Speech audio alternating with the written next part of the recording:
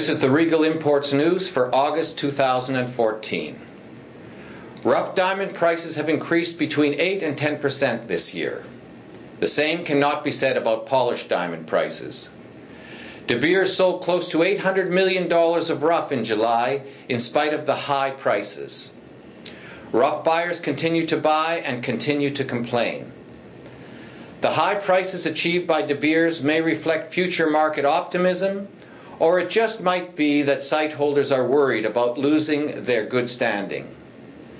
De Beers intend to continue raising rough diamond prices and are blaming an increased cost of mining.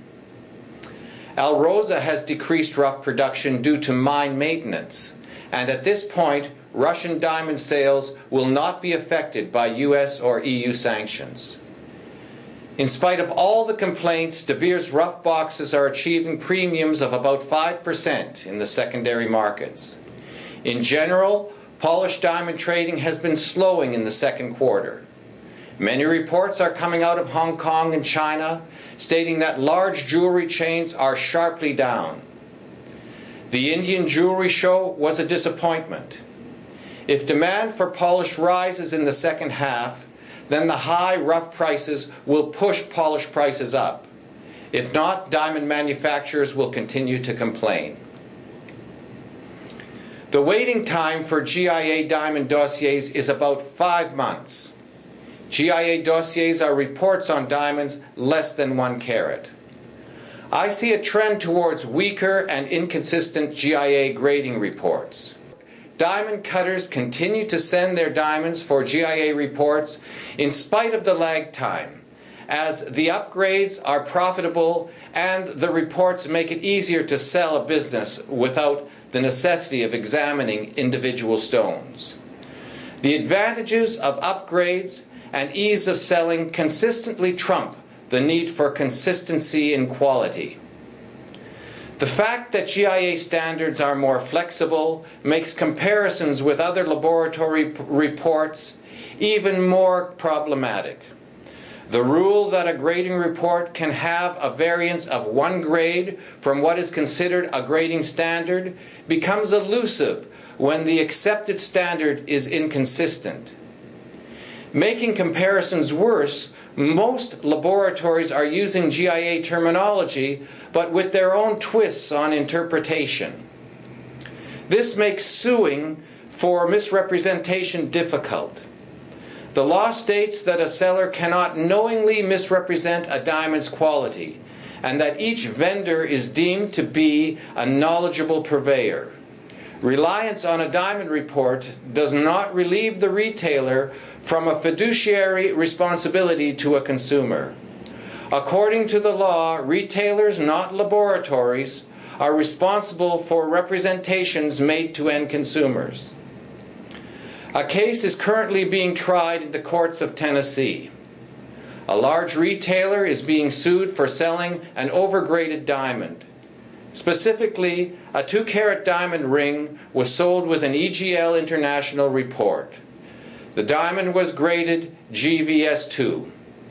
Subsequently, GIA graded the same diamond as an JSI2. Whether or not the selling price was a fair price for the quality stated by GIA is deemed by the plaintiff to be irrelevant, as the plaintiff felt that he was buying at a price below other competitors and below market value. The attorney for the retailer told a local newscast, and this is a quote, that the GIA and EGL International reports agree on the cut and the carat weight. So the only difference were in color and clarity, which are subjective, end of quote. The lawyer for the consumer stated that he expects that there are thousands of cases by similarly situated plaintiffs that could be brought by individual plaintiffs or in a class action. Industry members understand that the only reason to send a diamond for a weak diamond report is to make an easy sale with a greater profit. As one jeweler put it, quote, "I'm tired with all the jewelers that claim EGL is cheaper than GIA. This statement is so common for retail salesmen and so misleading for the consumer. How can anyone in this business make such a statement unless he is trying to confuse and mislead the consumer?" End of quote.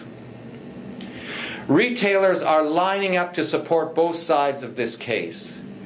Retailers not willing to use a weaker report as a selling tool need to defend themselves against the proliferation of misinformation.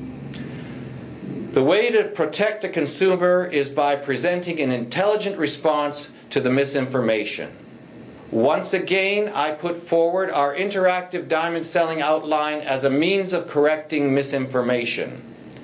To be honest, I am surprised at all the positive feedback received by last month's introduction of our outline, and still more surprised at the lack of written contributions. It seems that retailers don't have a lot of time to commit to this type of initiative. I assume that most retailers care a great deal about their customers and would not want to see them become a victim of misrepresentation. That is why it is so surprising that they are not making the time to contribute to a program that is designed to protect unsuspecting consumers from being duped. Inconsistent GIA grading reports, coupled with the controversies concerning other grading laboratories, have left consumers both confused and distrustful. Martin Rappaport rightly states that a major challenge for the diamond industry is to create, protect, and support the emotional value of diamonds. A diamond's emotional value is eroded when the consumer loses trust. Our diamond selling outline is also designed to help the brick-and-mortar retailer retain their position as the natural and trusted place to buy a diamond.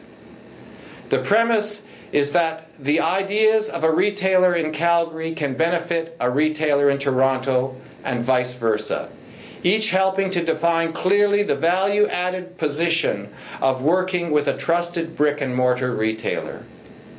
All that is needed to start the process rolling is to click, read, and contribute. Our combined experience will help to define intelligent responses to the many short-sighted forces that are damaging a diamond's retail credibility and profitability. According to Reuters News, larger U.S. retail chain stores are doing quite well defining their value propositions and retaining profitability. Signet stock has risen 32%, while Blue Nile stock has dropped 44%. These figures underscore the importance of brick-and-mortar locations to the jewelry consumer. Other studies show that consumers prefer to buy jewelry from traditional brick-and-mortar outlets. So, diamond retailers are very capable of competing with the diamond e-tailer.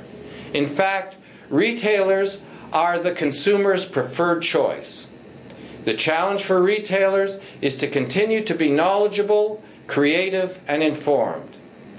In closing, I would like to report that Regal Imports has once again opened its books to the independent third-party auditors of the Responsible Jewelry Council. We are proud to say that we have been found to be in full compliance with the newly updated RJC Code of Practices.